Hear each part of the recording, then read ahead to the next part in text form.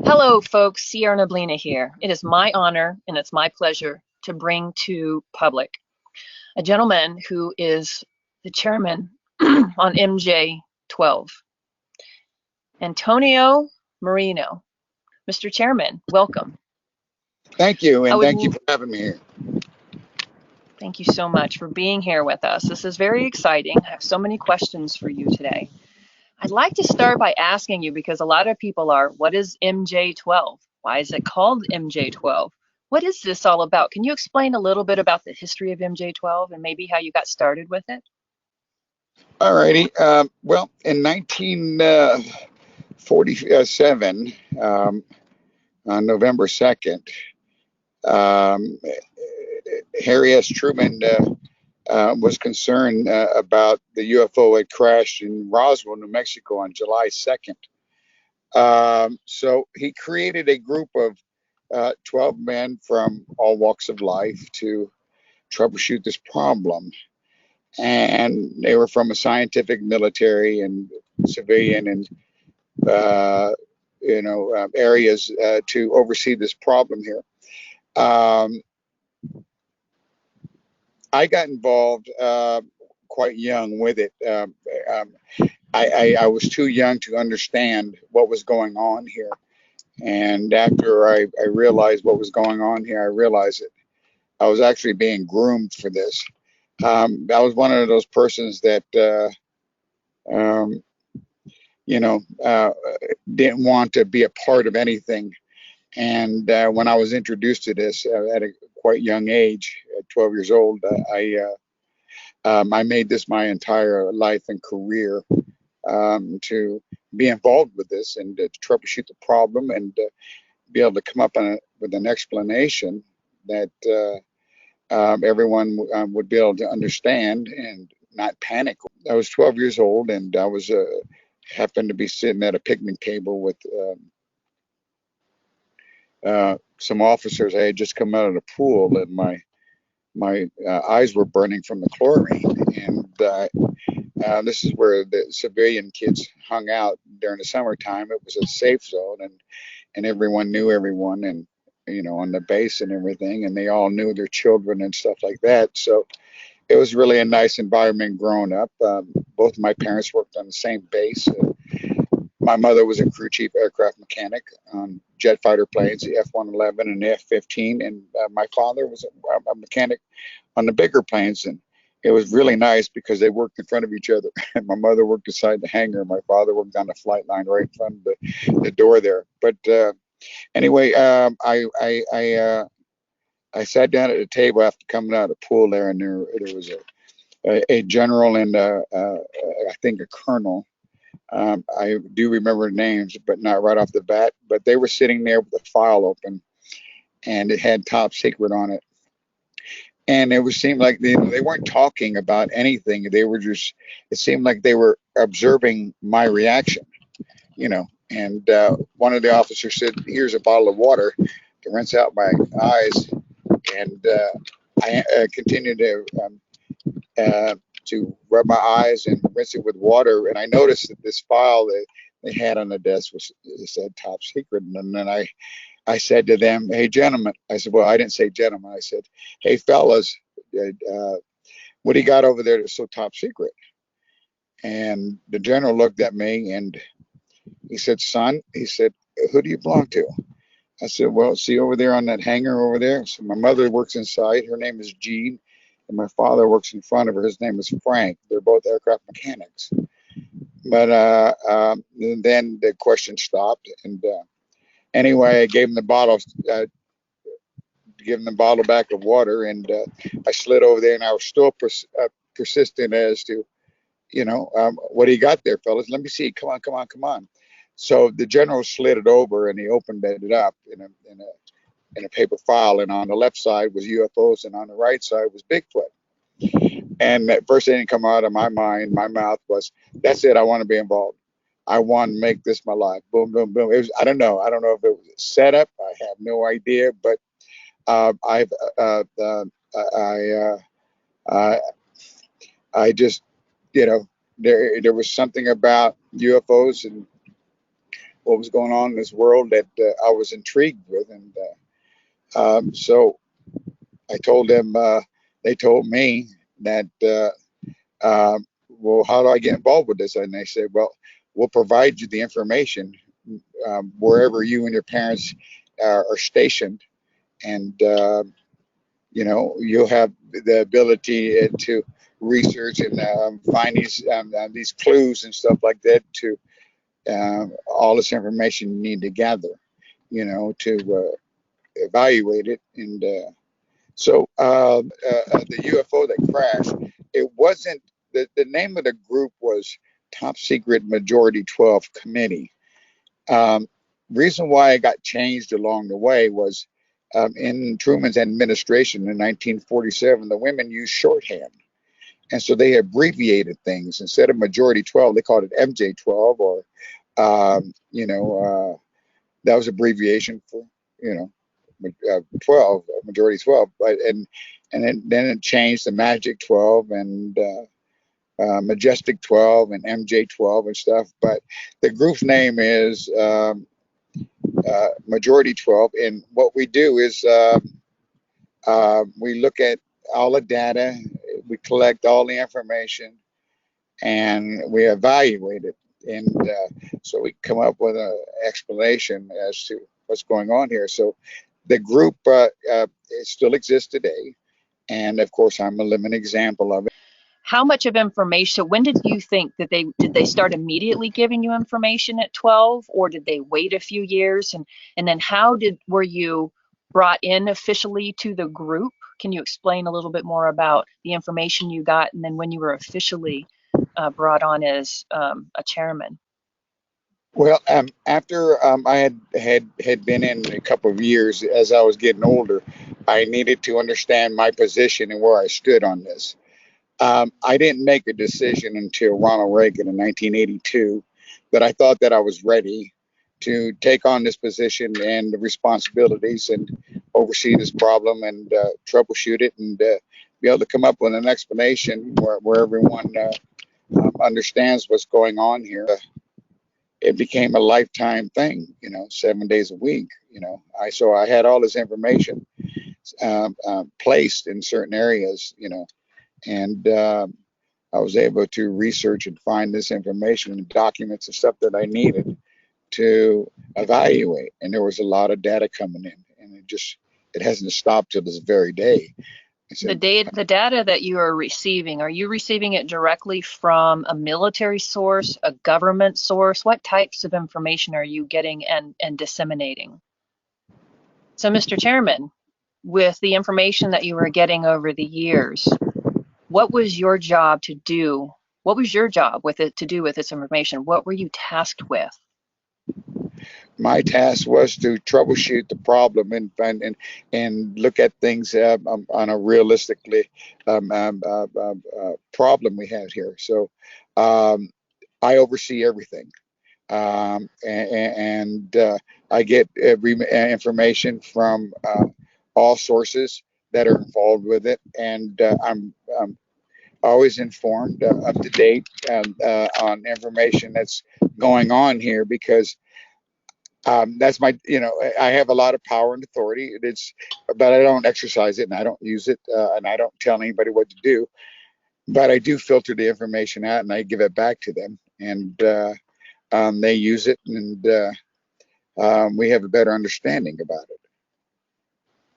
So what the government, the military, this group of majority of 12 men on this committee, what would you say the main goal in creating this particular group is?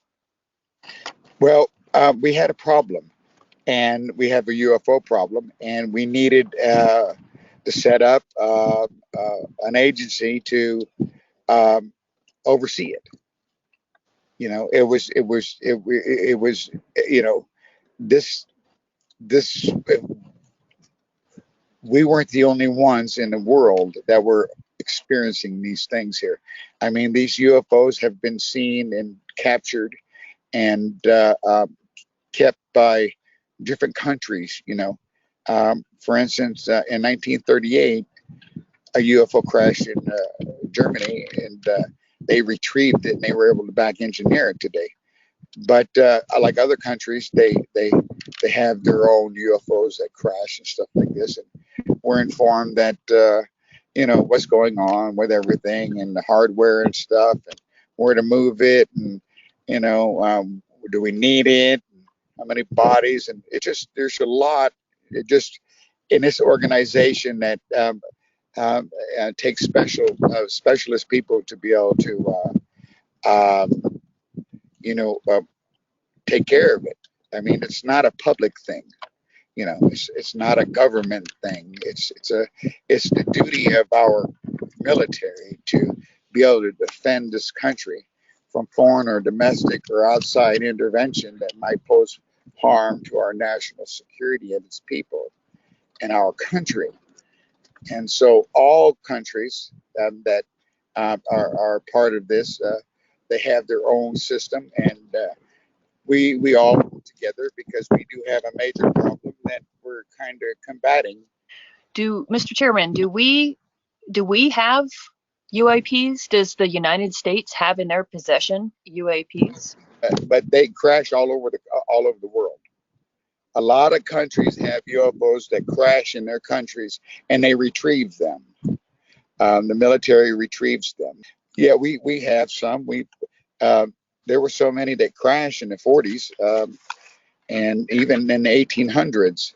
We were aware of in this country, and uh, the stockpile was so overwhelming that the logistics in moving them were so complex, because in the early days we used to slash through forests and buy up properties and shut down highways and move these objects, but the stockpile of them coming in was overwhelming, and so we bury them at the site. But yeah, we're not the only ones that are doing this. Russia and China and Britain and France and Southeast Asia and Asia and the Middle East. I mean, they're all over the place. You think You this know, is an arms race? Do you believe that these countries are trying to see if they can use this technology for arms, or do you feel like it's something else that's going on? Does the Majority 12 have any kind of communication with these other countries and what they're up to with their technology? we met with the aliens, and there was an agreement. Uh, in exchange for technology, we will suppress the abductions of people as long as we had a list of who they were. And I guess at the time, they actually believed in the aliens that uh, they would produce this. And uh, when I got wind of this 50 years ago when I was young, I realized that there was no way that um, we would be able to know who the people they abducted and when they abduct them and what for and everything like this. I mean, it gets deeper. So there's a lot of things going on here. So if it took me a long time to figure out, when it was time to be able to talk about these things, then it was important because I have to have these answers that you want to know. And if I don't have these answers, then I probably failed at trying to understand this for the humanity and everyone on this planet. So everyone's looking forward to understanding this phenomenon. But that's the reason why is because it took some time. It's not something that you could just put together and come out and say, okay, I got the answers that you need for these questions, and that's not true. There's a lot of research and study that needs to be done on this, and obviously, it's when you tap into global activities, you got those activities too. So um,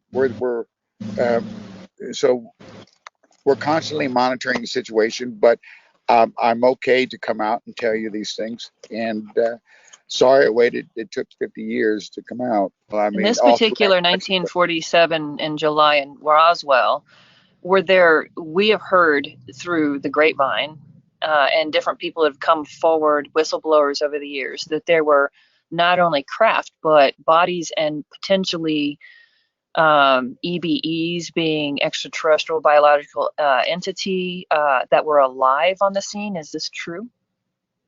Well, there were seven of them, and when I looked at the film footage and reviewed the paperwork and stuff like this, um, their discovery of the bodies were scattered out because the ship had broken into two sections. And when we got out there, according to the film, it was we noticed that the coyotes had been eating on them, and they looked like they had been out there for about a week and a half.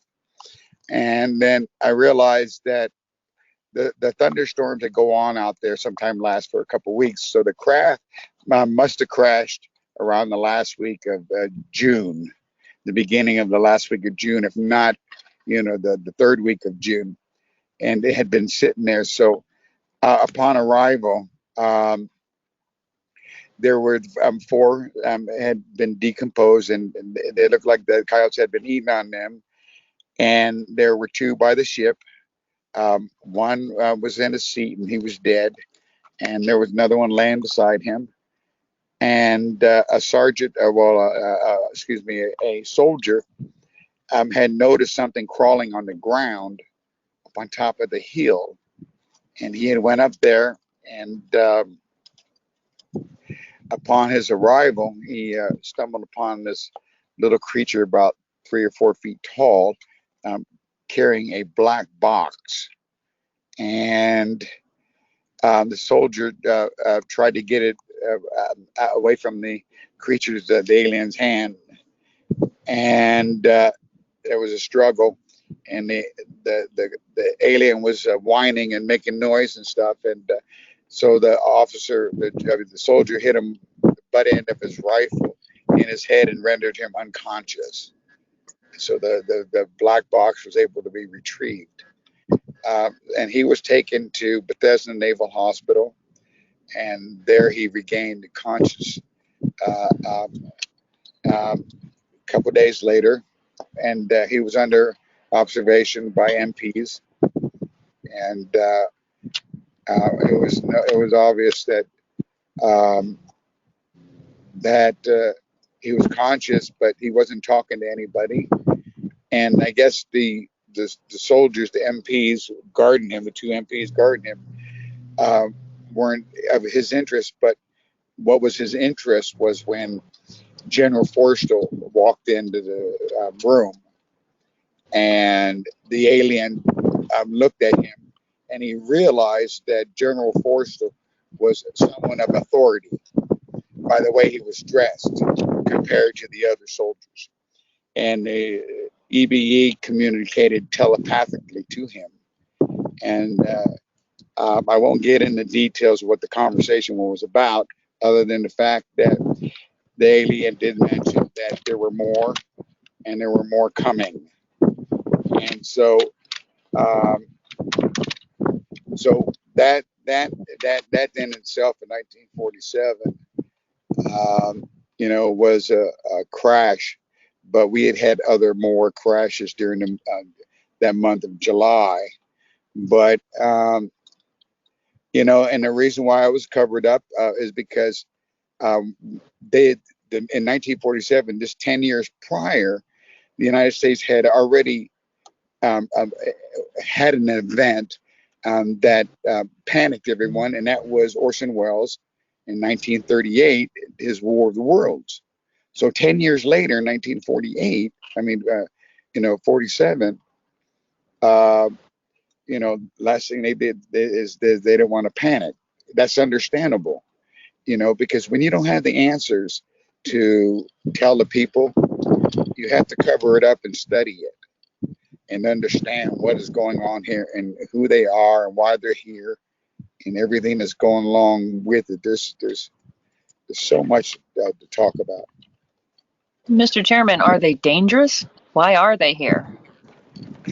They have been here for a long time.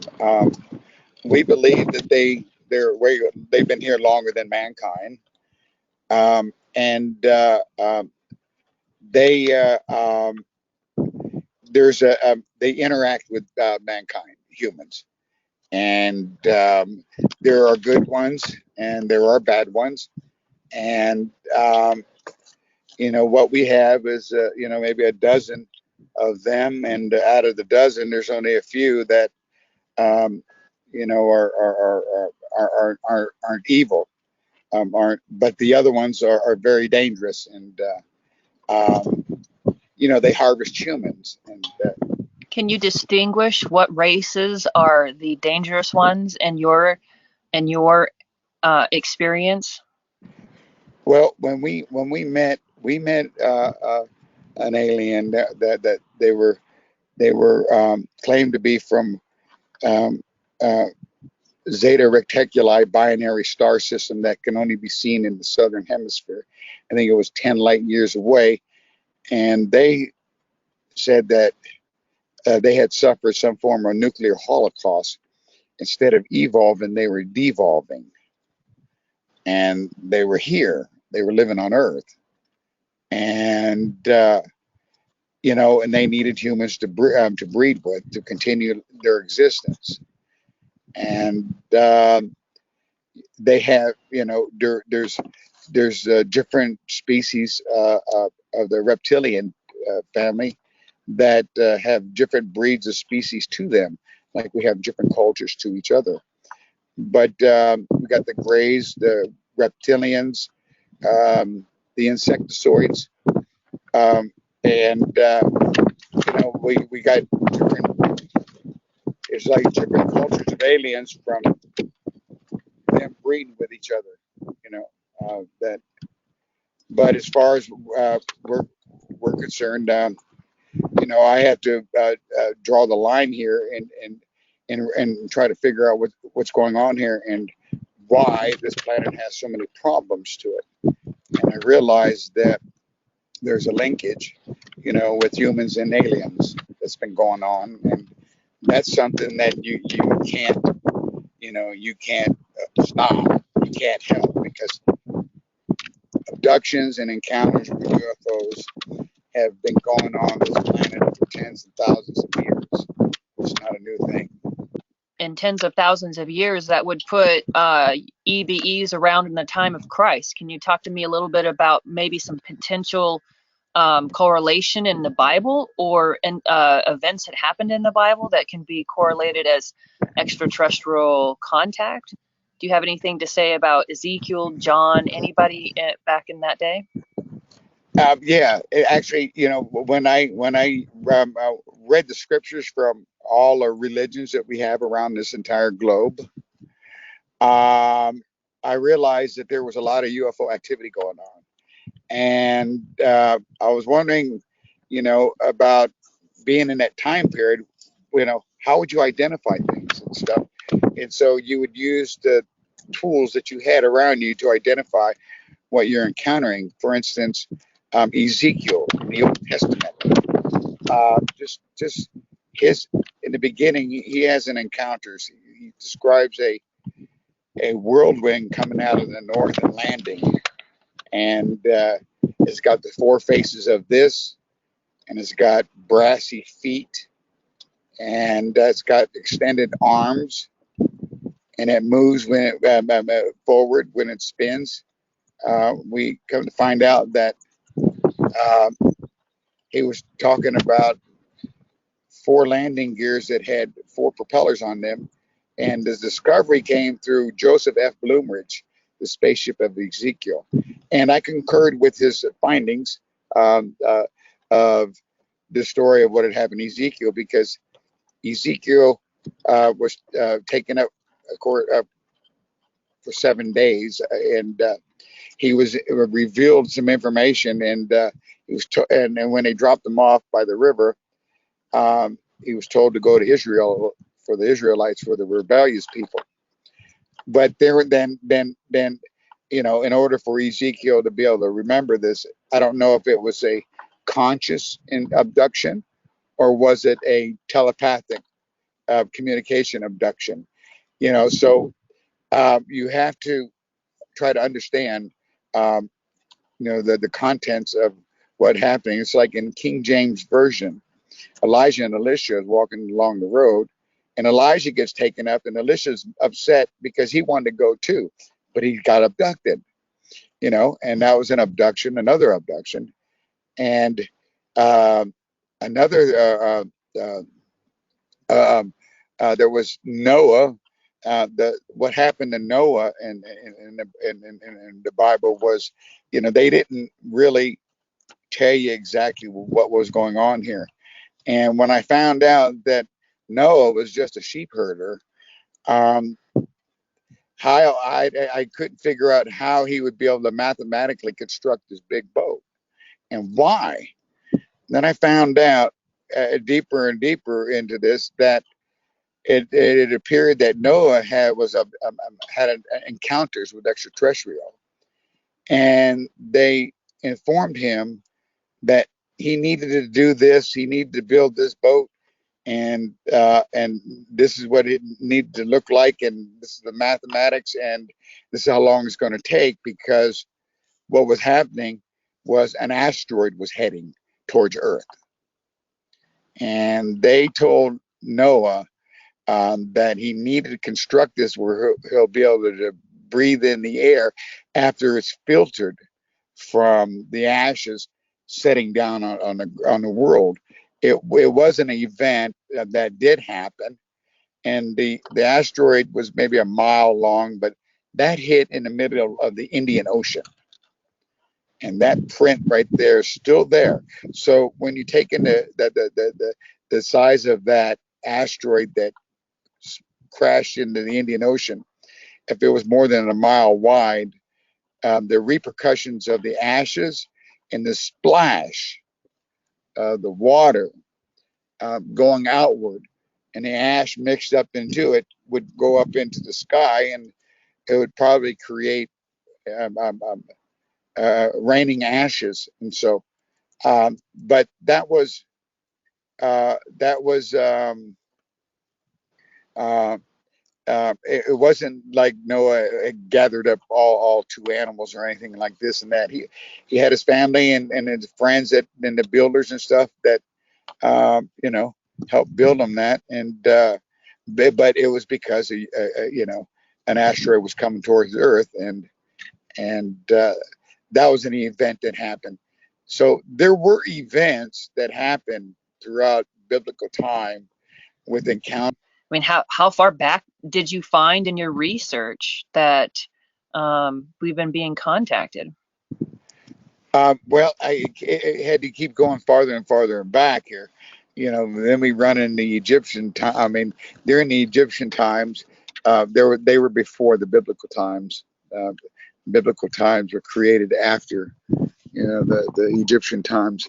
But and then there were incidents, and then we realized that they were interacting with Cro-Magnon in Neanderthal. But the problem there with Neanderthal and Cro-Magnon was that they couldn't um, input any information into their brain cavity because of the way it was constructed, and Cro-Magnon and Neanderthal was only primitive, and with using hand tools and bones and stuff, and everything like that. But they tried, and they couldn't, and the Egyptians did. So there was, during that Egyptian time period, they were back in Cro-Magnon time period and Neanderthal. So they had been here longer than 10,000 years, the pyramids, and the reason for them being built. I'm glad So that you what? brought that up because in my study of history, and I have a huge love for archaeology. My dear friend Dr. Erin Nell, and partner where I lead my tours to Egypt, she is an archaeologist, and the things that we're starting to see now is our planet is starting to shift, and we've got these earth changes going on and climate changes and whatever you want to call them. But with these mud floods and movement of mountains and so on, we're starting to find skeletons of people that were anywhere from 6 feet tall to 20 or 30 feet tall, giant giant bones. And they've Yeah, also been trying to keep this under wraps. And yeah, I've only surmised through my study over the years is that there has had to have been, first of all, the planet is way older than what they say it is, and that there yeah. have had to have been a lot of different kinds of life on this planet before There was. Cro-Magnon and humans came around. Yeah. Well, What do you know I'll, about I'll, this? well, the giants that you're talking about were the Egyptians, the original Egyptians. And if you look at their charts and their drawings and stuff like this, you see them standing there, and you see the human standing way down below, and he's carrying a lion like it's a pet cat. And this, tells me, well, from the evidence of the bones, that these alien species were giants. And they were about 20, 30 feet, it's like you're talking about. They were pretty tall. And um, and what happened was is that humans were created from the gene from Cro-Magnon, because they had to splice through 62 cells to change his genetic appearance, because they needed to communicate telepathically in order to get these people to do any work, and in order to get these people to build things, in order, because the builders were this technology was transforming, but and they breeded with the they created the humans, and the humans became the builders of Egypt and stuff like that, because they were able to communicate with humans telepathically and input this technology into their mind. The thing was is that the humans kept see that the giants would eat them. The giants that they didn't the alien giants, they didn't they didn't they didn't have any feelings or emotions or care for life or anything of this nature. If they wanted you to eat you, they just pick you up off the ground and eat you. It was there was a lot of activity going on, and what happened was is um, after humans were evolving, they were multiplying so fast that they outnumbered the aliens. And so what they did is, they began to make wine, and they got the aliens drunk or whatever. And when they fell, passed out, they would tie them down and they would kill them. And they kill off all the giants. And they would bury them right where they laid, because they were too big to move. Nobody wanted to move a giant into a big graveyard. So, but there was those species were extraterrestrial, and I think they seem to think that those were the Anunnakis that were in Egypt. Now, when I place the Anunnakis and what's going on in Egypt in that time period, I see there's wars and conflicts, um, because you see the aliens can't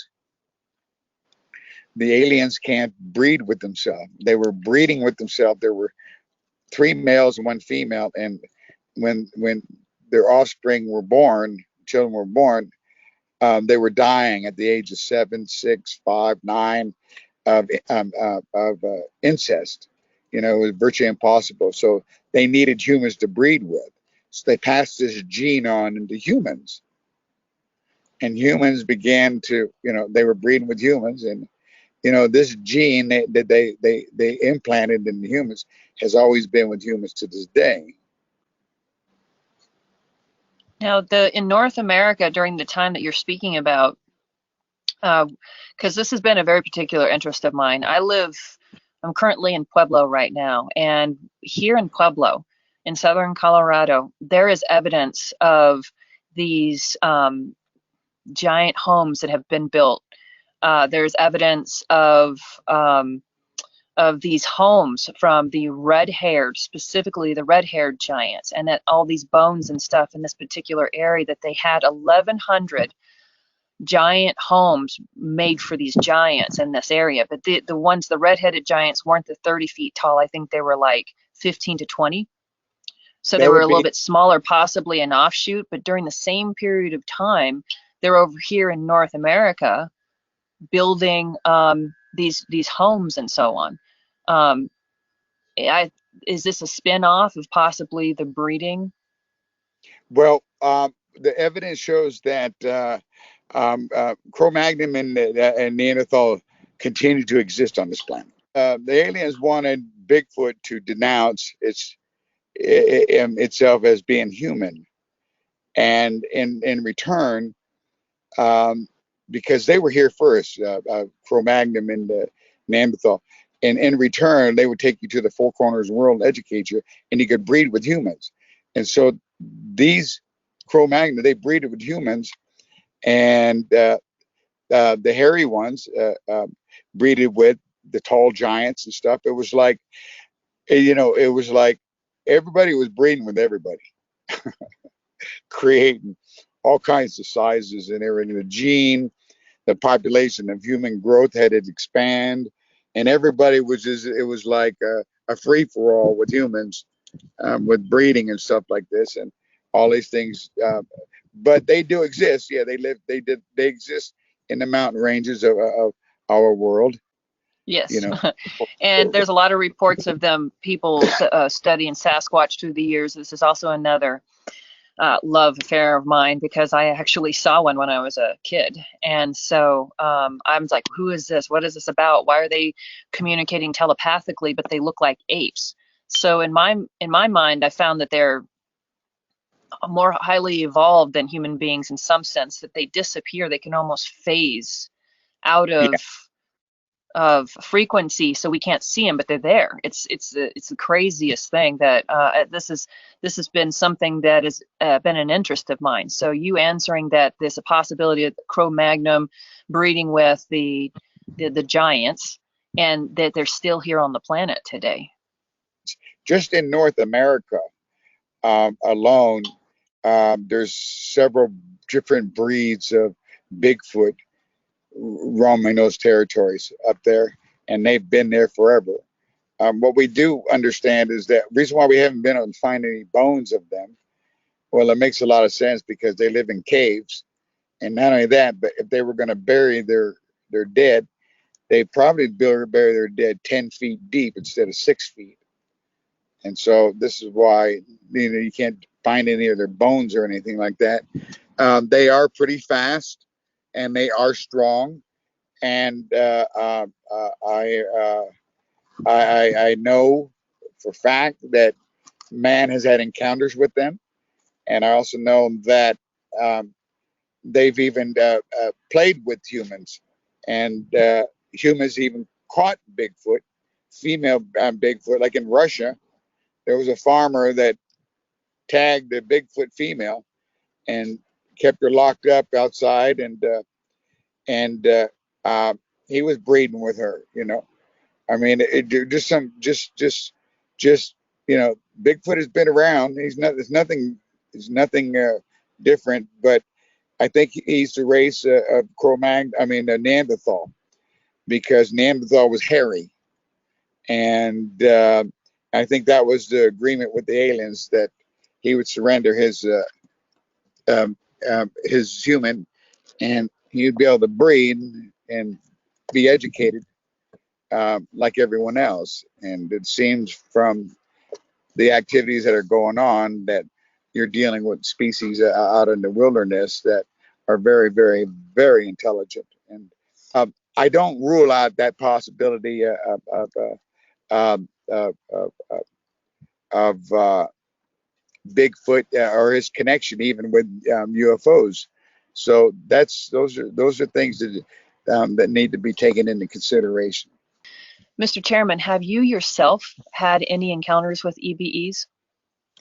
Yes, I did. When I was a child, when I was around 12 years old, I went out to the football field across the street from where we live, and I was laying on my back in the middle of the football field, and the sun had just gone down, so that's how dark it was. But I closed my eyes for about 30 seconds, 40 seconds, and then when I opened them up, I had seen spaceships from all over this universe, just floating in the sky above, moving slowly, in a northbound manner, and there was even a human plane in that formation on the bottom, moving with it. And I closed my eyes again, and I opened them up, and they were still there.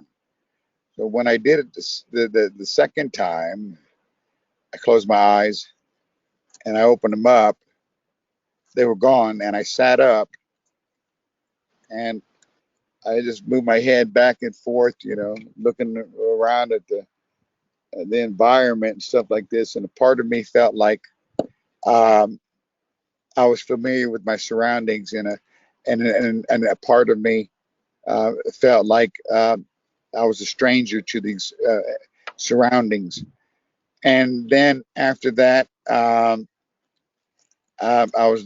share a bedroom with my younger brother, and my bed was closer to the door, and the hallway was 10 feet and to the right, and and for some reason I had a dream that um, I was abducted. I was taken into a room.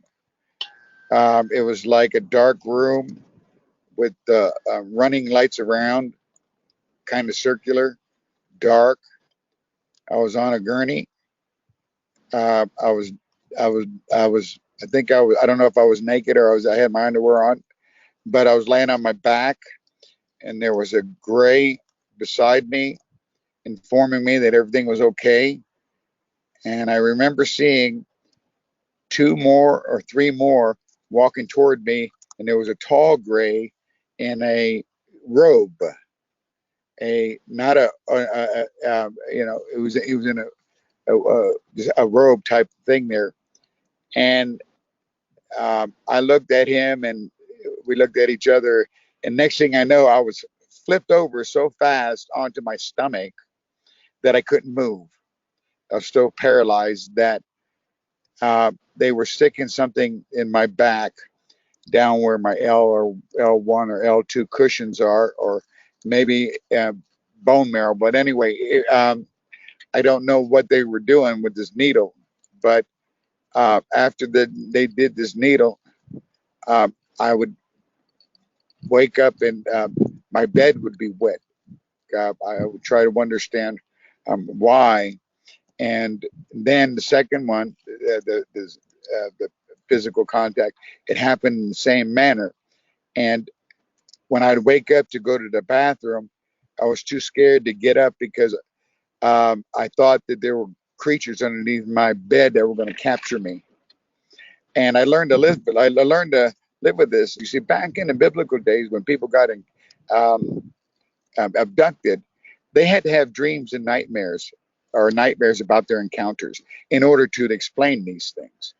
And then when they were able to understand their encounters with these extraterrestrials, they would go into the villages and they would tell the people, and the people would call them prophets of God. They were prophets of God because God communicated telepathically. Well, today, when people get abducted, they get put under hypnosis, and they can account for the missing time that they can't account for. And it was an actual abduction. So today, people are called abductees. And back in the biblical days, they were called prophets. So abductees and prophets are the same thing. The reason why I worked so long with abductees in the past is to start to dig down to what is the gem that they gave you? What did they unlock when they took you? What is it as sort of the side effect that you now can do, see, or explain to people that you couldn't do before you started being taken? Have you seen any evidence with regard to this that I'm speaking to? Yeah, I have myself. I'm clairvoyant. I'm an empath, and I'm telepathic because I'm able to understand things on a bigger scale, and my mind is open, and it is tapped into um, the spirit realm, which is linked to the universe and stuff like this. But um, uh, people that have been abducted, there are all kinds of cases of what these aliens do to them. there's body parts that they do. I mean, just like Fire in the Sky with Travis Walton and his buddy Steve and all that stuff, his encounters. I had to evaluate that tape there, of its authenticity, and and comparing the activities of UFOs, aliens, and what they're doing is they're breeding with humans. They're using them for body parts. They're harvesting humans for labor. They harvest humans for medical science. I mean, it's no different than what we're doing. We do the same thing. We harvest humans for medical experiments and stuff like that, and animals and stuff like that. And it's just like everyone's doing it. So in reality, if you want to look at the UFO on a bigger picture, it's like, God damn, man, we're being used as a harvest for aliens and who controls this planet and stuff like this. But we'll get into some more of that later. Mr. Chairman, why do you think that they're breeding with it? To what end? In any case, and like, is there anybody, are they just going to come here and take over? Why haven't they? They've obviously got superior technology than we do. What's keeping them from just coming in here and taking over this planet? They've been here for over 300,000 years, Sierra. They've been on this planet here. They live below the ground, and they live below the ocean. There's different species, alien species, that live there. The reason why they're all over now is because they're concerned about our atomic energy and what we're doing to the atmosphere. And I agree with them.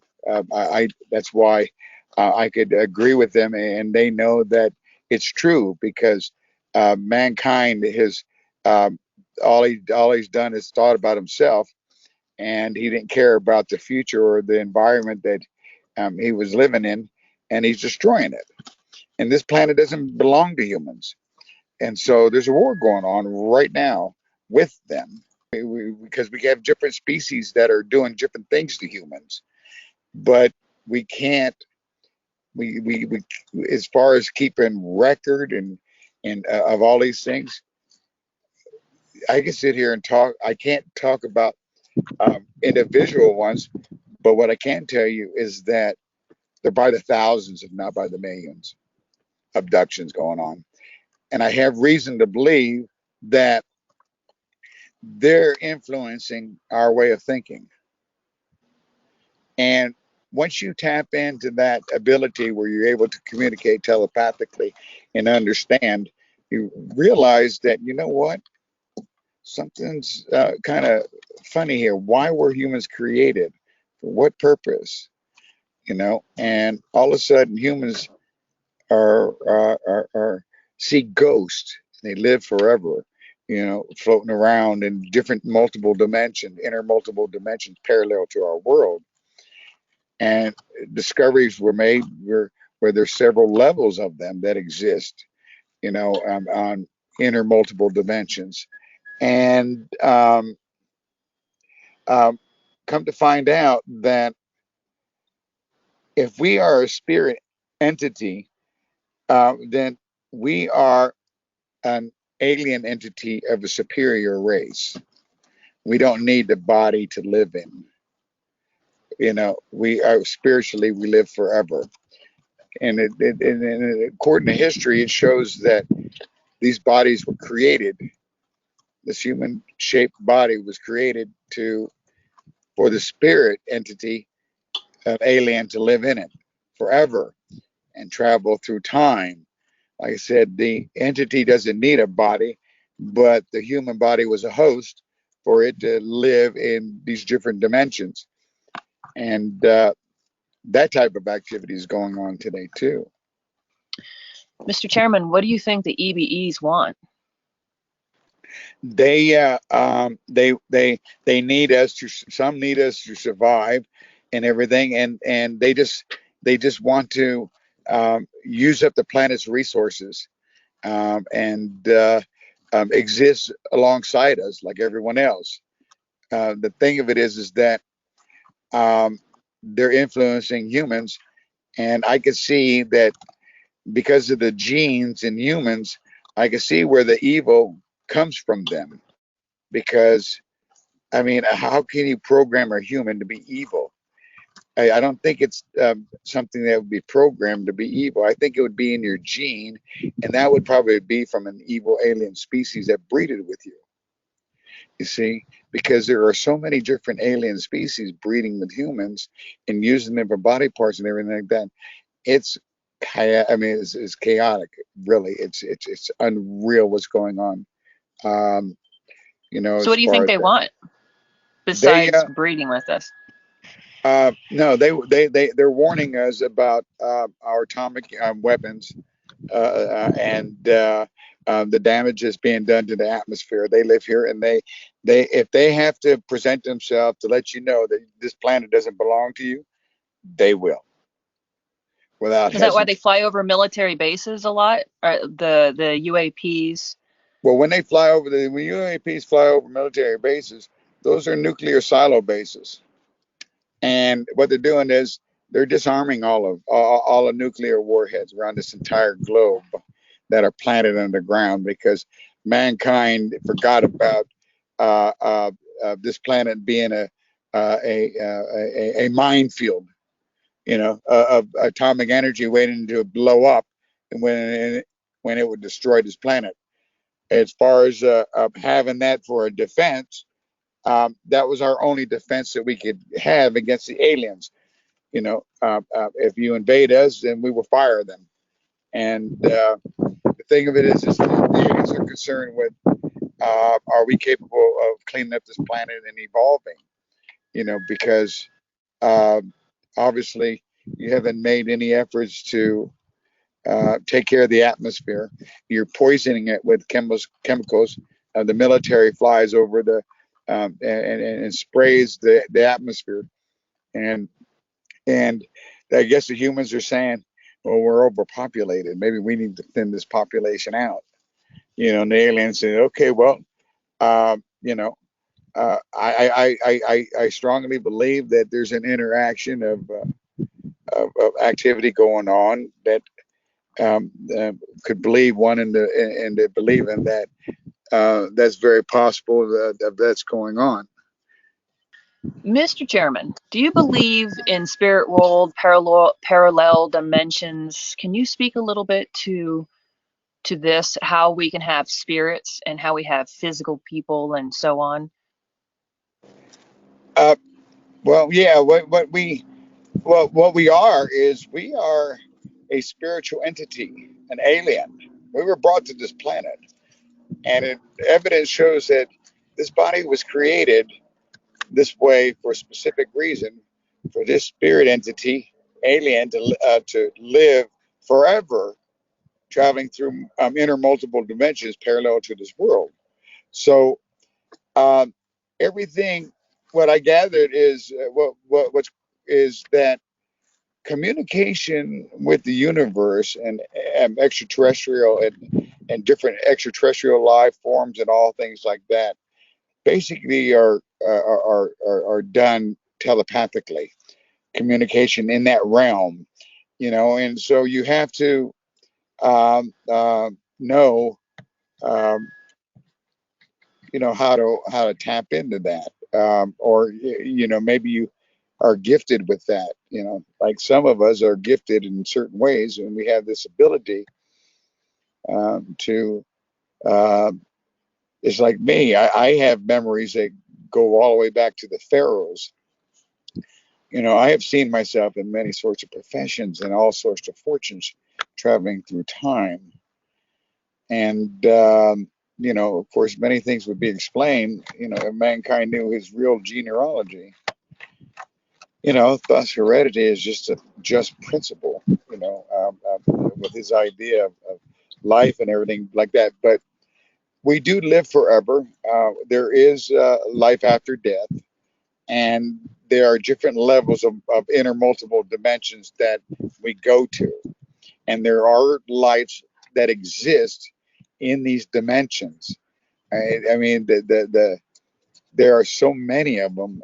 You can't. There's it's impossible to be able to know what exactly goes on in each one of them, but they do exist. I mean, if I have memories that date back to the pharaohs, when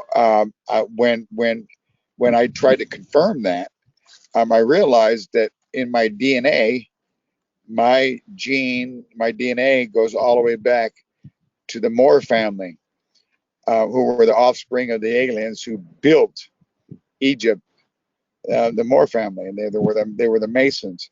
And I realized that I have that gene in me, and I also realized that I have that technology in me, and that that memory, of existing all the way through time and everything like that. I think what we need to understand is that I think everything has a reason for everything. You know, um, as far as humans and their link with the spiritual realm and stuff like this.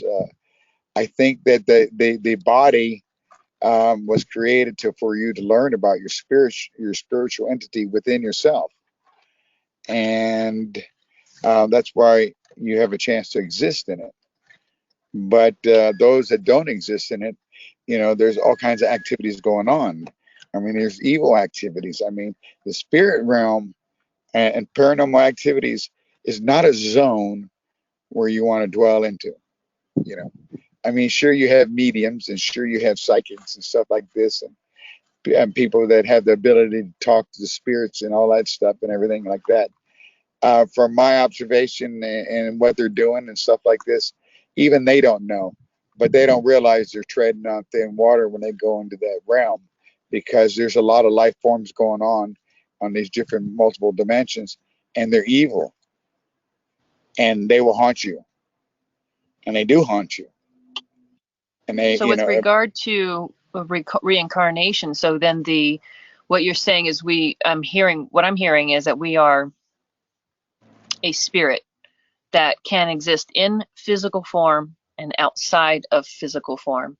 Therefore, we can take, so the theory of reincarnation, I mean, you can take your conscious self into another lifetime and either potentially remember that lifetime or not. Correct. So this theory of reincarnation, it's our soul traveling from body to body to body. okay, well, um, here's the thing.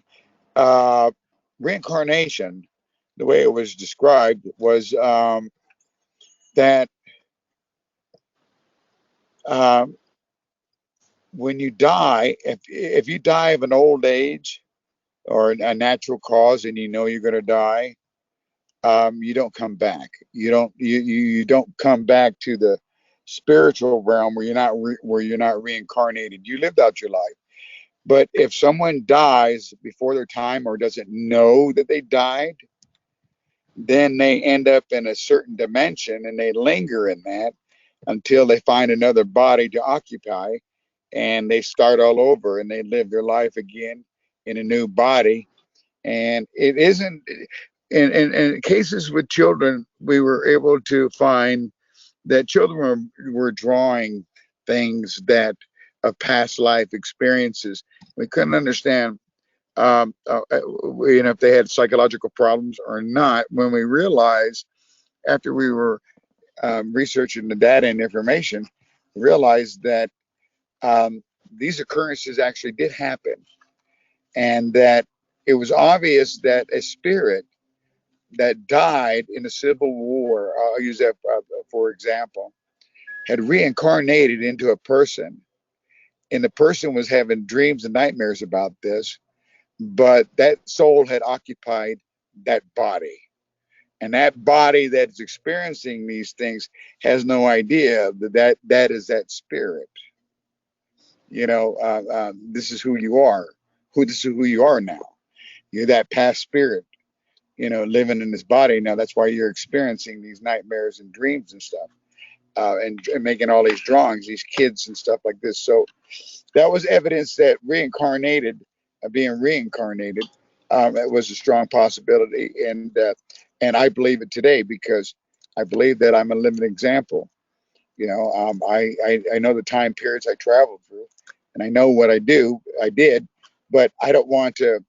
I'm just not comfortable with exposing who I was. You just brought up something that kind of ding ding ding in my head with regard to this time travel. Because can you explain? Did you all come across anything with regard to time travel with Majority 12? Well, yeah, there is time travel because see, time is irrelevant. You know,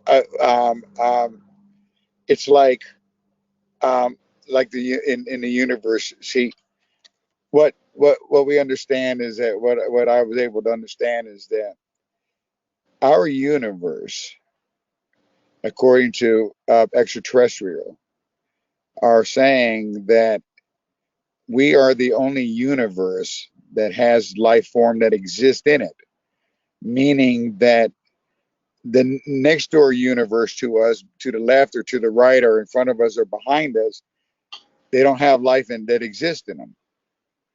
You see, so if if an alien tells you that he traveled 10 light years away, well, that's another universe. Now, I mean, no, that's still in our universe, but uh, this is only a place where life exists, and it seemed like that all aliens are they travel around to all these different planets and they seed it. They grow things, they seed it, they breed with it, and they take samples of it, and they take body parts and everything, and they eat this and they eat that, and they go. But as far as the spirit entity is concerned, we were a special alien. I mean, we are a special alien entity that was brought here to live forever, and we do. And if people have premonitions of past life experiences, then they understand, what they were doing in those time periods, then chances are, you could be on to something, because those all things are possible, and you can't doubt anything. But as far as does every spirit live forever? Every spirit lives forever, but not all of them get reincarnated. You understand what I'm saying? Why don't all spirits get reincarnated? Well, because it must have been the activities they were doing on Earth in the physical form. Because some of them are suspended in realms where it's violent and evil, and it's horrifying. I mean, when they talk about Lucifer and the devil and all that stuff, well, they're talking about evil entities that live in these realms. I strongly believe that these alien entities that don't communicate telepathically, that aren't human form, they exist in these spirit realms, and I believe that they're also capable of, uh, uh, of of tapping into your mind at any given moment. Anyone, because you're vulnerable. Any human's vulnerable to an abduction, a psychological abduction. And it just there's all kinds of activities going on here, Sierra. And I'll give you an example of Tesla. I mean, Nikolai Tesla, when he was 12 years old, he got abducted, and they implanted that technology in him to help humanity out and prepare for the future. But the evil entities of humans that are from a certain specific breed of aliens didn't want it. They wanted to control humans. They didn't want people. They didn't want they wanted to put everyone through purgatory. They wanted to control everyone. They did not want anybody to know the truth. And these are things that you have to take into consideration. About where we stand here. And I took a stand, and I said that this planet belongs to humans, and we will rid this evil aliens off this planet because they're disrupting this the evolution of this planet, and it's evolving. I think we're behind 300 years in evolving because of this.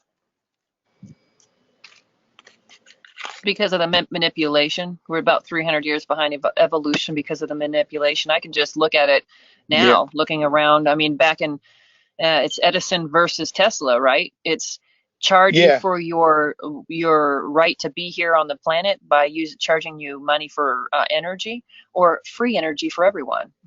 right. And that conflict there between J.P. Morgan and Nikolai, well, really, really pissed me off. It fucking just, God damn it. You know, the aliens had given him the technology to advance us and to help us out so we could have free energy, so we wouldn't use coal and fuel and all these poison gases and everything in the emission of the atmosphere. And mankind and his followers of Lucifer, or the demons, everything like that, chose to not have that, because, uh, you know, uh, um, J.P. Morgan, he told Nikolai, he says, well, um, that if I loan you the money to build this, what do I get out of the deal? And J.P. Morgan says, do you think that all I want to do is sell um, roof antennas on people's houses to make my money back? Are you kidding me?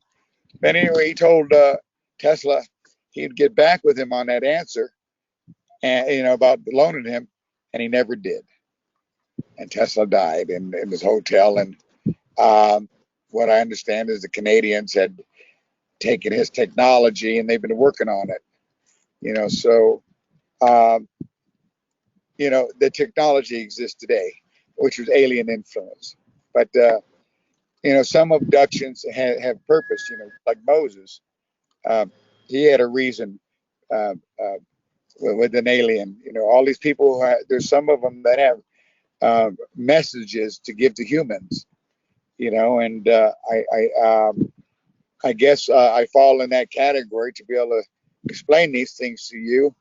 So I guess maybe I'm a part of that reason for existing and being, because you know this is something necessary that mankind needs to understand and know.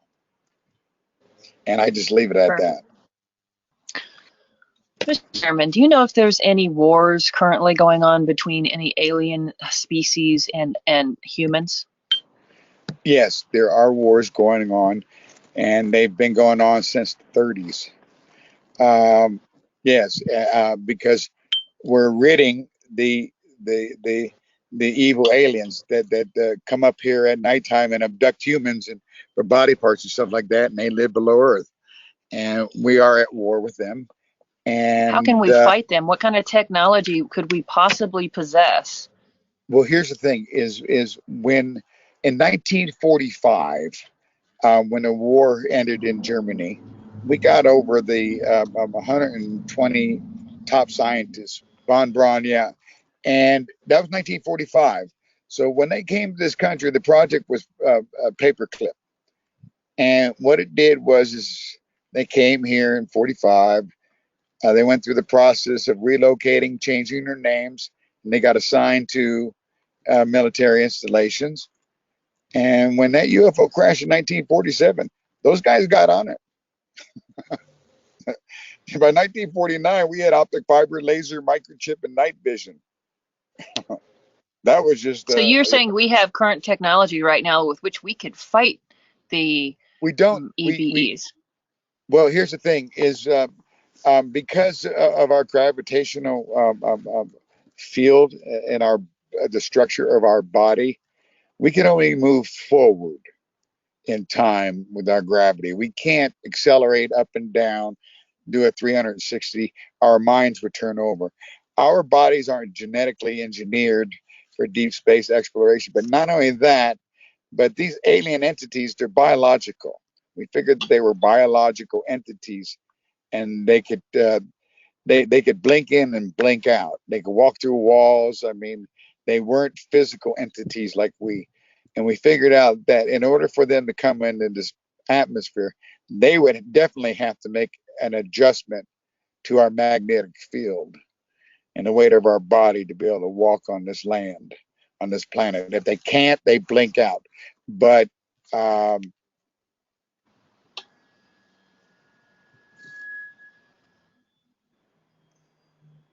The technologies, what do you think that we have to fight them? but we do have the technology. And a lot of countries have the technology. And they've been back engineering flying saucers for a long, long time. A lot of countries. Now, thing of it is that when you go to explain this to the public, why does the public want to know? Because they see UFOs in the sky, or is because they realize that we're not the only ones that exist in this universe, and they realize that what has been recorded throughout history has been a cover up, and it has been done by religion. All of a sudden, religion talks about, well, God created this in 7 days, and Adam and Eve, and they had a son named Cain and Abel. Cain killed and slayed his brother Abel, but Cain knew his wife, and she conceived and bare the son named Enon. And my question was to religion was, oh, where'd Cain get this wife? And and their answer was, well, Eve had more children. I said, well, if Eve had more children, that's incest. You mean tell me he married his sister? I had put them in their tracks because right there, that's impossible. That there was only one man and one woman of creation. It wasn't. When the aliens created humans, they created a lot of them by splicing through genes and stuff like that because they needed them to work. Humans were the slaves of this planet until humans outpopulated them and they destroyed them and they left. This is where we're at today. Now, today, do we have the technology to beat them? No, we don't. We don't. And if they want to invade this planet, uh, how am I? Did I move out of picture? Okay. Um, can they invade this planet? Yes, they can. Do they have a reason to? The reason has to do with how we're taking care of this planet. I can understand that, but I can't understand the rest of them that are uh, harvesting humans for whatever purpose they want to do. I think that we have evolved and we will continue to evolve with the technology that we have today. I mean, it's no different than Nikola Tesla having an abduction and having the technology for free energy. Okay, we have the technology and we have alien technology, and it's taken us a lot of years to figure it out. Because you see, way back when a deal was made in exchange for technology, they've suppressed the evidence. But then we realized that these aliens weren't really um, they weren't really being honest. We knew that they didn't have no souls. They didn't care anything about anything, but living on this planet, and I had to make a decision here, Sierra. Who owns this planet? Do we own the planet, or do aliens do it? And my decision was, uh, if we're evolving and we have plans to make this planet a better place, then we don't need those aliens. They don't need to be on this planet because we can't. They if we let them continue running loose, they will. They abduct children, and it's just like people all the time, and it's like people go on missing, noticing. I mean, it's an ongoing thing all over the world. Where are they taking? You had mentioned earlier in our discussion that they're abducting people now and taking them places like off planet. Question Yeah. for you with regard to our own military. And there have been several different people come forward and say that they were a part of the Mars mission, 20 and out, and they were brought back and reverse aged back to whenever they were taken.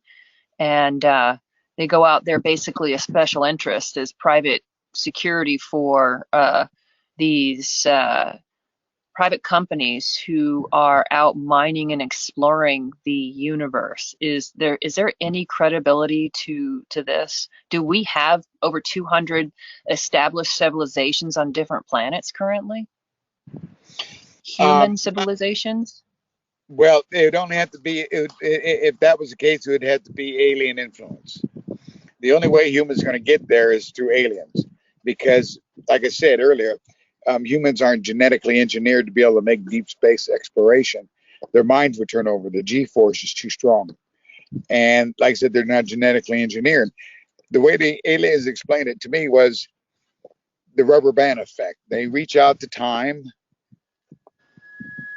on the other side and they pull it back to you, and you're inside this tube, and you're this vacuum tube, and you're thrusted to the other side of time without losing any time.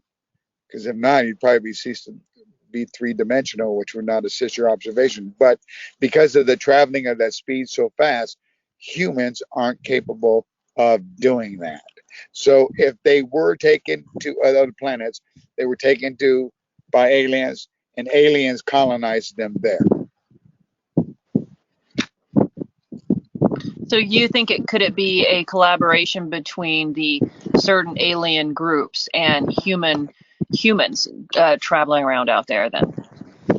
Well, here's the thing. If I thought that this planet was being taken care of by humans, then what are the aliens doing using humans on other planets? For their own purpose, gain?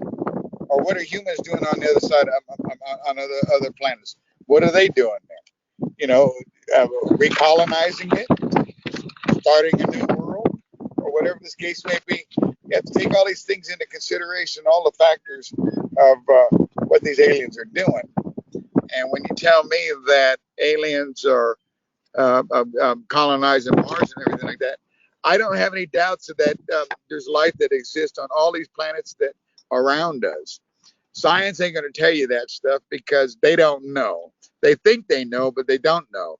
And I tell you, what really started all this mess was when Carl Sagan decided to create the Voyager. And when he came up with this idea of showing a man naked and a woman naked and all this information, and we're a friendly species and everything like that. When they sent that Voyager out into space, have you ever heard anybody say what came back? Have you ever heard Yes. that anybody that said that here's some messages from the Voyager and stuff like that? So this was discovered. The aliens discovered this, and they got on it. They were able to break our technology because they use mathematics in 0 1 0 0 0 0 1 type of formula, and but they answered that call, and they came here and they checked, and all it did is draw attention, and it made this planet vulnerable, and the result of it is that we got to have some kind of protection from being invaded or this planet being taken over. That's why we have atomic energy, and we don't want to give it up. But the aliens know that if you fire them off, they will disarm them, and they might rebel. And if they do rebel, they'll outnumber of us. I mean, can you imagine the ships, the different sizes of alien ships? They're Let me huge. ask you about that. There's been an uptick. Now, yes, more people in the world have handheld devices that can do video recording, okay? But it seems as though there are way more daytime observation of UAPs than there have ever been. And even since 2021 started, it's on a daily occurrence. So we're seeing some crazy stuff on the constant, daily, everywhere, all over the world. People are recording it and posting it, and it's just fleets and fleets of aircraft. What's Yeah. keeping them from coming down here and just taking over? Well, because I'm making a decision here. I hate to say this, but it's true. But I'm the liaison between them and humans, and this is why I was chosen for this because um, someone had to look at the bigger picture, and I'm saying that that don't invade us because we might make a change. We might change our energy, and we might use that to free us from polluting the atmosphere and stuff like this. And there is possibility that humans can evolve. And they're saying, well, it's overpopulated. You can't even manage the people. You got 8 billion people here. How many governments do you have? And how many people working in those governments to manage 8 billion people? If you look at all the governments and all the people and everything like that, if we have um, 50 million people or 100 million people working in all these governments in countries around the world, that still doesn't be able to put you in a position to be able to manage 8 billion people, even if it was divided up in different countries and stuff. So uh, uh, uh, we have those that want to start all over, and depopulate the civilization. And I'm saying, fellas, wait a minute, hold it. This planet could sustain 50 billion people. We only have 8. And I'll tell you why it can. Because we don't have to live on top of the ground. We could build cities underground. We could build sky trains underground. We could put free energy technology and everything underground. We could regrow the top of the world and turn it back into a blue-green planet where the atmosphere, and let it filter itself and clean itself out and everything like that. So I don't want to hear this, we're overpopulated. What I want to hear is that if you can't come up with solutions and you can't make things better, then I don't need you in office. I don't need you running the country. I don't need you running the world. I don't want to hear this shit, because you're coming up with all kinds of excuses, reason whys, and how's comes, why things are like they are. Well, you need to think about what you did to it. You need to think about its future and stuff like this. So there comes a time in life where you got to draw the line. You gotta make a decision here and say, hey, um, um, I'm telling the aliens, well, listen, you got to have faith in us. We could make things better. If I could just get their asses out of gear and get using this technology, would be okay, because everyone's sitting around pointing fingers at each other, but nobody coming up with any solutions on how to make things better. And nobody, all I want to do is complain and point fingers, and I'm not into that, or name dropping or anything like that. But when it comes down to it, um, the bottom line is that you can't manage anything. You seem to think that you can, but you can't. If there was, there would have been changes a long time ago. I have been pushing this information into their freaking heads for 50 years, governments around this entire globe, on what they need to do. I have influenced a lot of things, and I've seen a lot of changes. And I've seen, it took me a long time to get the military to show their videotapes of UFOs. But I assured them that the public needs them, and the military is doing a good job on defending this planet and trying to resolve the situation. All right. So if we're at war with aliens, you need to know why we're at war with the aliens. And I'm telling you all these things, why we're at war with the aliens and why the aliens are at war with us. And when you look at things on a global structure, you have to take into consideration the future of this population and where you want to be today, tomorrow. But it does depend on some form of unification on a global structure. If not, we won't be able to pull it off, and mankind will, pass, and maybe there'll be another different species occupying this planet. Everything is uncertain at this time. Mr. Chairman, are you planning on rolling out disclosure? I do, but the thing of it is that I want to do it on a global structure. It doesn't belong to just the United States disclosure, because What do you mean by that?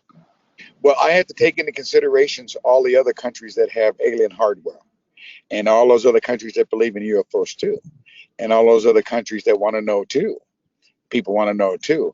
So why the United States? Why does the United States have to be the place to do this? I'd rather do this, if I'm going to do this in a global structure, on a global structure, I'd rather take it to Saudi Arabia and have the Prince Salem sponsor it, and this way I could have all the countries in the world bring their alien hardware, and their information about the history of UFOs in their country, and be able to just sit here and discuss these things like I'm talking right now with you to all these people in the world.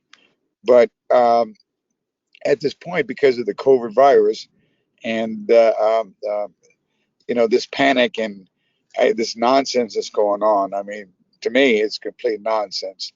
And if you want my opinion on it, it's pathetic. Tell you the truth, I cannot believe how something like this got orchestrated. But Are you talking about the plandemic that we're going through right now? To yeah, what end do you think that they're doing? Is this just another trying to depopulate people by releasing this virus out into the, because that's what happened. They well, here's the released a thing is, virus. They did it on well, purpose. okay, well, here's the thing is that our bodies have an immune system, and it was put there for a specific reason because we had to breathe the atmosphere that had a lot of particles in it from the winds and all that stuff. We had to breathe it through our nose and we had to breathe it through our mouth. And as you grow older, you develop a strong immune system from being out in the air and absorbing all these particles and everything like that. And your immune system has a defense system where it will defend against it. And with taking into consideration eating healthy and stuff and staying healthy and stuff, you're fine. But those that have medical problems are the ones that are suffering. And here's the thing: we have had the flu virus going on for ages. Every year, 300,000 or 400,000 people in the United States die every year. Globally, maybe 3 or 4 million from the flu. Elderly people with medical problems. Now, what happened to the flu in 2020? What happened to those deaths? They became all COVID deaths. They didn't become flu deaths. They didn't even talk about that. They didn't even mention the deaths of the flu virus. You know, they mentioned it in 2019, 2018, 2017. Roughly a lot of people died from the flu virus, but 2020 was all COVID. Now, I think that's not real. It is not real. I'm going to tell you that right now. It's not real. It's something that was fabricated, and it's another form of control that they want to do. And I need to stop those that are running this world because those are the ones you got to stop. And if you don't stop them, and we don't change our ways, then the aliens are going to take care of the matter. And God knows what they would do to this planet. I mean, the people, they're not going to harm the planet. They're not going to harm the land or anything like that. But there's possibility they have a way of eliminating humans. I think that the viruses came from the aliens because I think when humans came in contact with them, a lot of these aliens have deadly viruses. You don't want to touch them. You don't want to be around them. They're very, very, very, very contagious aliens. And so when I take these into consideration, all it takes is a human to be around these aliens. And next thing you know, he has this virus and it spreads. I mean, how many viruses do we have on this planet? A lot.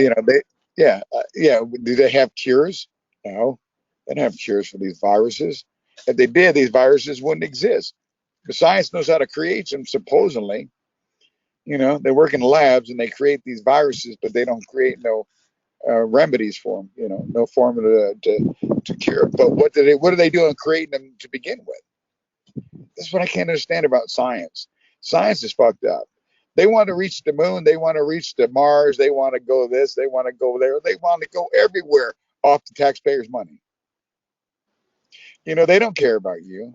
They just want to achieve leaving this planet, and colonizing elsewhere. It's a like a war of supremacy. Who controls what sector of of the universe and stuff like this. I mean, it's really a lot, Sierra. It is. If we fail to get our kind of stuff together, there is a potential risk for invasion because of how we treat the planet. Is there any way to sit down for you to sit down and speak with these EBEs and ask for a little bit of more time? What can we implement? That's the first question. And then what can we implement with our governments and how can we start holding them accountable? Well, you got to What's it going to rush take? them. The only way you can take them to government is rush them. That's it, man. Because they don't listen. They don't listen to the people. They don't care about what the people are thinking. It's obvious we have, different opinions. I mean, it's like in the government, you got the Democrats and the Republicans. They're battling back and forth. They can't even come up with solutions or anything like that, how to make things better. And they're constantly lying to each other, lying to the people and stuff like this. It's no wonder why you can't get anything done. And How it's do we it's. stop it then? How do we reverse this? What can we do to stop this? You want my honest opinion? Yep. Well, if it doesn't work verbally, if it doesn't work protesting or anything like that, what other alternative do you have? Is you all come together by the millions and the millions, and you storm the Capitol. Wouldn't that be the idea? And you storm the Capitol, you take everything back, you take everything's under control. You have so many people controlling and running this world. You have corporations that are running this world. You got DuPont. You have things like that don't care. I mean, I've never seen so much greed to control the people and manipulate them and feed them with all kinds of nonsense. It's unreal. So how do we make things better? How can we do change the world? Well, maybe these UFOs up there in the sky that everyone's seeing around right now, maybe they need an eye opener and to let them know that, listen, you don't own this planet. This planet doesn't belong to you. And you need to smarten up and get your ass in gear and fix it, clean it up. That's what you need to do. I mean, I've come up with solutions to fix and remedy all these problems, all of them. I have all these solutions to all these problems that are going on, and I can fix them. But getting people to listen, getting mankind to listen, and stuff like this, it's all about a money game, power, influence, and looking good and dressing this way and doing that and everything. We know the routine, but um, you know, you know, as far as getting the government concerned, I don't, I the aliens will make that decision because I have no control over that.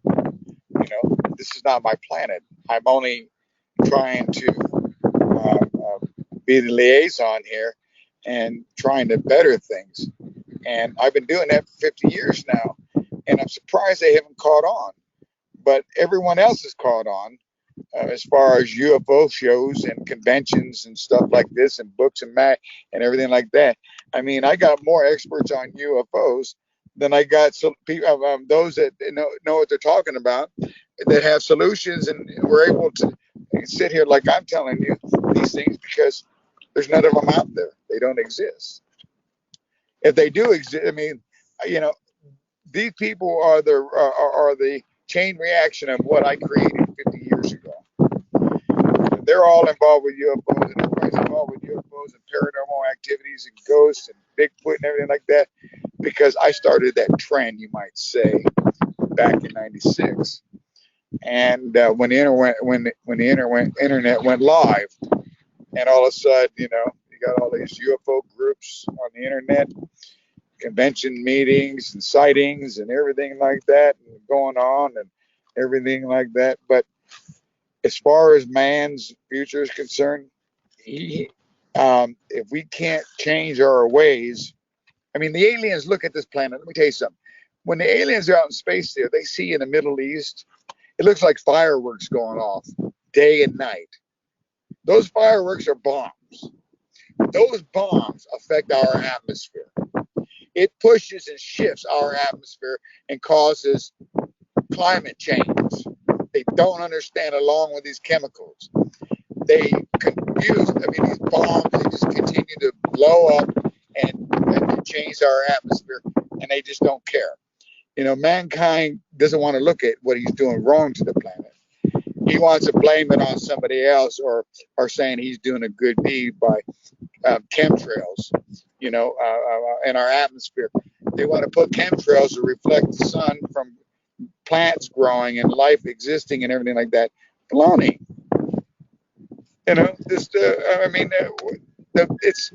the way that humans think, and the way that humans think tells me that they are genes from an alien that just doesn't care, doesn't have a soul. And believe me, I got different cultures of aliens all over this planet. People wonder why we have all these different cultures. What do you think is because of the sun or the food that they ate? That made their genetic appearance look like the way they do? No, it wasn't the food or the sun that made them look like that. They look like that because they were genetically engineered by different aliens. We're all different alien species. We're descendants from them, and we've learned to evolve alongside them, and we've learned to understand and accept their reality that they exist on this planet. Wonderful. Moving forward, what do you plan on doing with information? What's your next steps? Is it having disclosure? What's next for you? Yeah, I want to have disclosure, but I'm not going to have it in this country, and I let them know already that this doesn't belong with just the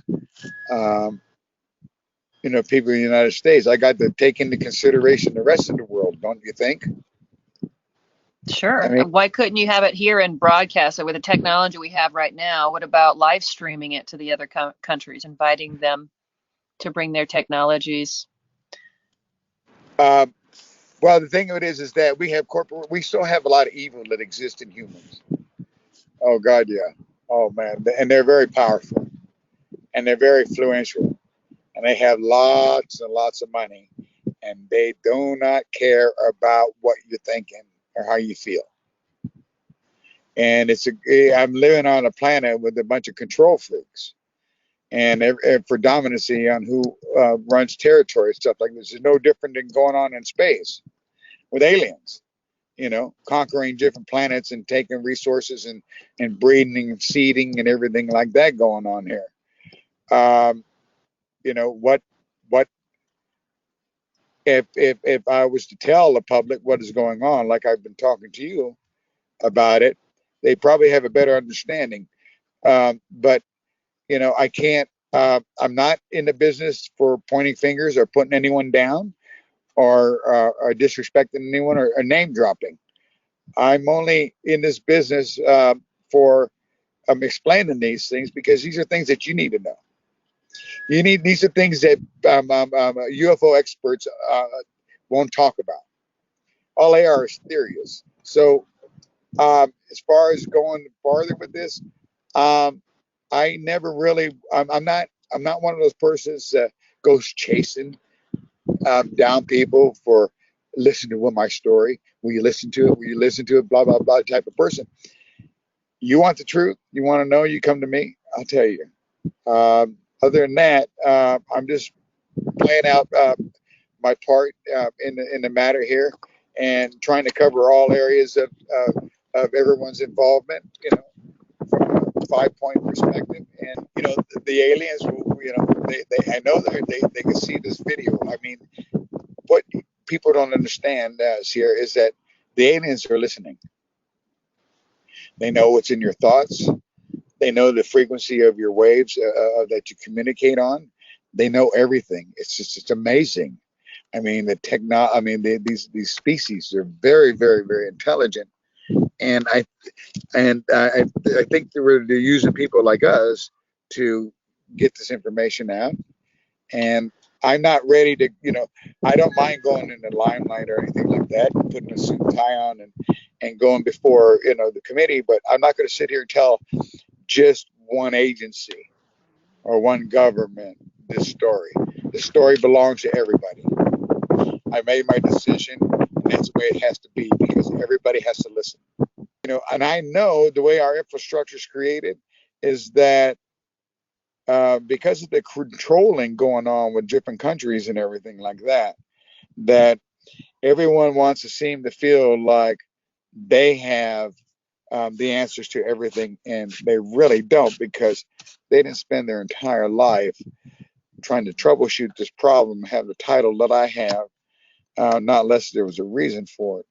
I don't mind talking about it on different platforms, that might be offered to me or anything of this nature. But as far as me stepping up to the podium, well, you'd have to come to me. I'm not. I'm not. I'm not. I'm not. I'm not ready because to deal with governments because I know how they are. I just need to give them a chance to do some thinking. Now that they know that I'm saying these things, they need to understand on a bigger scale, and hopefully we can work together and make things better. Because you see, if I have solutions to these problems, then we need to implicate them. Because I mean, I have plans of cities of the future. I even had a solution for the immigration problem here. I've got Canada talking to me right now. I got most of the provinces in Canada saying, yeah, we would like to unite with the United States. So I have the majority of Canada wanting to unite with the United States. Okay, thank you, fellas. Now I go to Mexico. I look at Mexico. I says, well, I look at its culture. I look at the way of life the people have and what they have to live and everything like that. And I said, you know what? I like the Mexican culture because they're a breed of the Spaniard and the Indians, and they're hard workers. So what I like to do is build military bases. I'd like to take Mexico and Canada and unite them to United States, and we could call this continent United Americas. In Mexico, what I would do was I would put military bases all the way down to the Panama Canal, and I would make engineers out of them. These people would have a job, they would have neighborhoods, they would have a paycheck, they would have health coverage, they would have a life. They would be engineers. In the event of a national disaster or a global disaster, I could deploy 300,000 or 400,000 engineers to fix the problem. It'd be done in a week. We have the technology, we have the resources, we have these things to make things better. Not only that, but I nipped the drug problem coming out of Mexico, you see, and I gave them a life. And I gave, and now we're united. Mexico's united. Canada's united. We call us United America. We're moving. We're making progress. We're evolving. Right now, nobody's sitting around thinking on how to make things better. Instead, they're pointing fingers here and there and everywhere like that. But I'll leave you with this, Sierra. I really enjoyed this interview, and thank you very much for having me here. And if there's more in the future that share this information, I'll be glad to do that. But as far as making a move or anything like this, I'm not going to make any decisions at this point. Awesome. Well, thank you so much. I really, really appreciate your generous time today. And I appreciate you coming forward and sharing this with us in preparation for an outrolling of disclosure, an introduction of who you are to the world. And I know that there'll be more to come. I know more people want to talk and so on. So thank you so much, Mr. Chairman. Oh, you're welcome. And I want to tell you we're on our way. We're on our way.